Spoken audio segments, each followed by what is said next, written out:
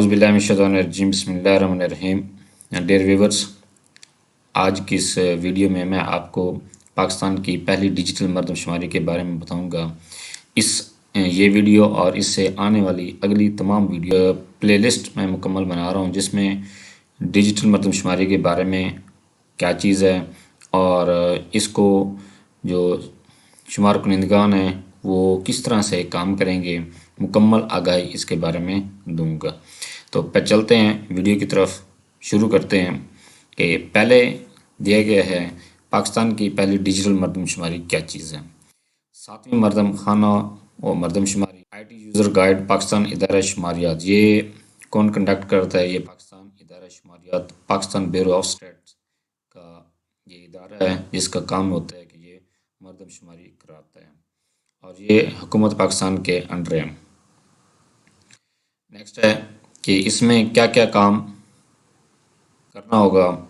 پہلا ہے فہرست مضامین.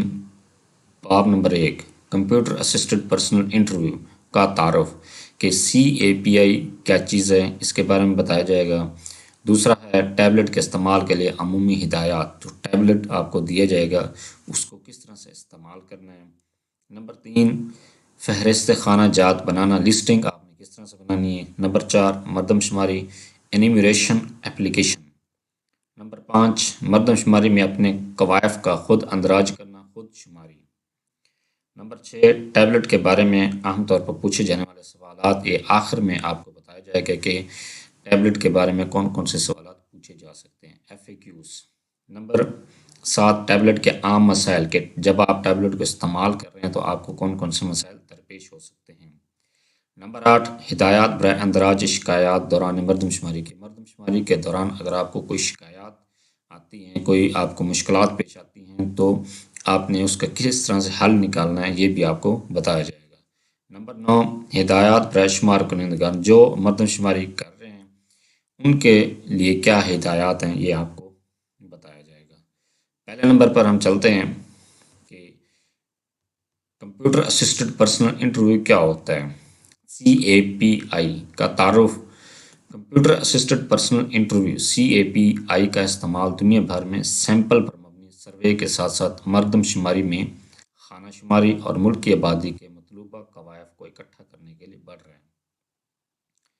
CAPI طریقہ کار انٹرویو کے دوران معلومات کے منطقی ہونے اور قابل اطلاق ہونے اور قوائف کے درست ہونے کی توثیق کی سہولت فراہم کرتا ہے.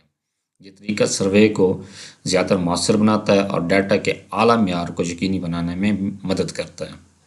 CAPI طریقہ کار سروے کی ڈیٹا انٹری اور ڈیٹا کلیننگ کے مراحل سے بھی بچاتا ہے.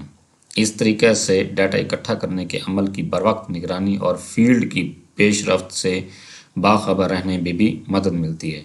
مزید برآں CAPI طریقہ کار کے ذریعے جمع کردہ ڈیٹا زیادہ قابل اعتماد اور درست ہوتا ہے. اب CAPI کس طرح سے ہے.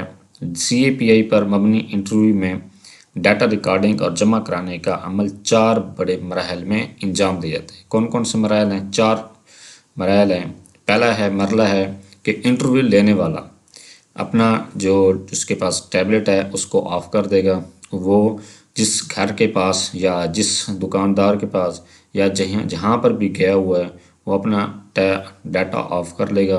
آف کرنے کے بعد وہ اسے انٹرویو، جو بھی گھر سے بندہ باہر نکلتا ہے اس کا انٹرویو لے گا. انٹرویو لینے والا آف لائن موڈ میں متعلقہ گھرانے کی دہلیز پر جواب دہندہ کا انٹرویو کرتا ہے. اس کے بارے میں، اس کے گھر کے بارے میں پوچھتا ہے، اس کے فیملی کے بارے میں پوچھتا ہے. یہ انٹرویو لینے کے بعد دوسرا مرحلہ ہے متعلقہ گھرانے سے نکلنے سے پہلے انٹرویو لینے والا فارم کی دوبارہ جانچ پڑتال کرتا ہے اور اگر انٹرویو لینے والے یا جواب دہندہ کی طرف سے اس کے جواب میں ضرورت ہو تو کوئی ترمیم یا تصحیح کرتا ہے کہ جو آپ نے جو شمار کنندہ تھا اس نے جو جواب دینے والے سے جو سوالات پوچھے ہیں، اگر وہ جواب اس نے صحیح دیے ہیں تو اس کو اندراج کرتا ہے. ٹھیک ہے. اگر اس معلوم ہوتا ہے کہ اس کا یا جواب دینے والا وہ کہتا ہے کہ میرا جواب جو پہلے میں نے دیا تھا وہ غلط ہے، تو شمار کنندگان اس کو ختم کر کے درست جواب اس کا درج کرتا ہے. تیسرے نمبر پر دیا گیا ہے پھر ڈیٹا کو ڈیوائس میں محفوظ کیا جاتا ہے کہ انٹرویو کے دوران اس نے جتنا بھی جواب دہندہ سے سوالات پوچھے تھے اس کا جواب ملتے ہیں وہ اس کو ڈیوائس میں ریکارڈ کرتے ہیں، محفوظ کرتا ہے۔ نمبر 4، بتائی گئی ہدایات کے مطابق انٹرنیٹ کنیکشن کا استعمال کرتے ہوئے ڈیٹا کو الیکٹرانک طور پر متعلقہ سرور میں جمع کیا جاتا ہے۔ یہ ہے CAPI کا ایک مختصر سا تعارف۔ اگلی ویڈیو میں آپ کو بتایا جائے گا کہ CAPI اور PAPI میں کیا فرق ہے۔